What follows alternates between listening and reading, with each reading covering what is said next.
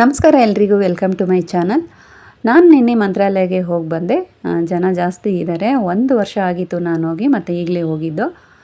Live ಮಾಡೋಣ ಅಂದ್ಕೊಂಡೆ, ಸಾಧ್ಯ ಆಗಲಿಲ್ಲ ಜನ ಜಾಸ್ತಿ ಇರೋದಕ್ಕೆ. ಈಗ ಗ್ರಿಲ್ಲೆಲ್ಲ ಹಾಕಿದ್ದಾರೆ, ತುಂಬ ಲೈನ್ ಬಳಸ್ಕೊಂಡು ಹೋಗಬೇಕೀಗ. ನೋಡಿ ಈ ಥರ ಇದೆ, ಒಳಗಡೆ ಎಲ್ಲ ತುಂಬಾ ಇದೆ.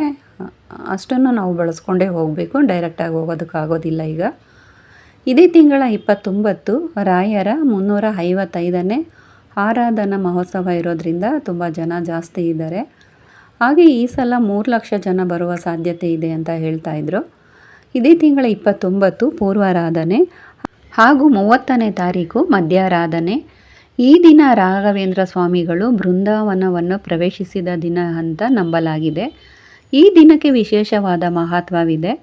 ಹಾಗೂ ಆಗಸ್ಟ್ 31 ಉತ್ತರಾರಾಧನೆ, ಆರಾಧನೆಯ 3ನೆಯ ದಿನ.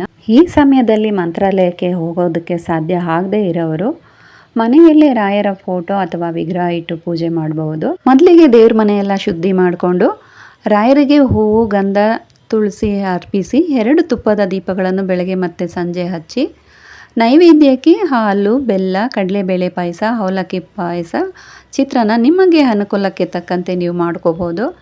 ಈ ವಿಡಿಯೋ ನಿಮಗಿಷ್ಟ ಆದರೆ ಲೈಕ್ ಮಾಡಿ, ಶೇರ್ ಮಾಡಿ, ಕಮೆಂಟ್ನಲ್ಲಿ ತಮ್ಮ ಅನಿಸಿಕೆ ಅಭಿಪ್ರಾಯ ತಿಳಿಸಿ.